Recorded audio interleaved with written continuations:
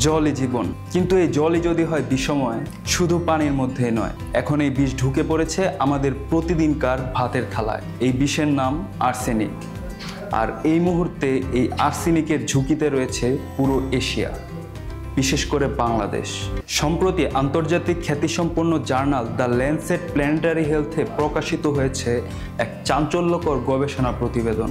New ইয়র্কের Colombia ইউনিভার্সিটির পরিবেশ বিজ্ঞানী লুইস জিস্কা ও তার সহকর্মীরা এই গবেষণায় জানাচ্ছেন, ধান জমির মাটিতে জমে থাকা আর্সেনিক ধানের শীষে পৌঁছে যাচ্ছে। আর সেই ধান যখন ভাত হয়ে ওঠে, তখনই শুরু হয় মানুষের শরীরে বিষক্রিয়ার পথযাত্রা।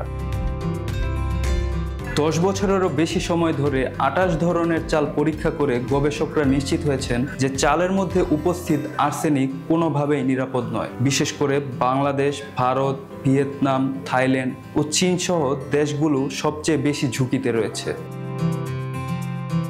এই দেশগুলোর কোটি কোটি মানুষ প্রতিদিন ভাত খান। ভাত, চিরা, খই, মুড়ি সবই তৈরি হয় চাল থেকে। অথচ এ চালই প্রতিদিন পরিণত হচ্ছে মরণাস্ত্রে।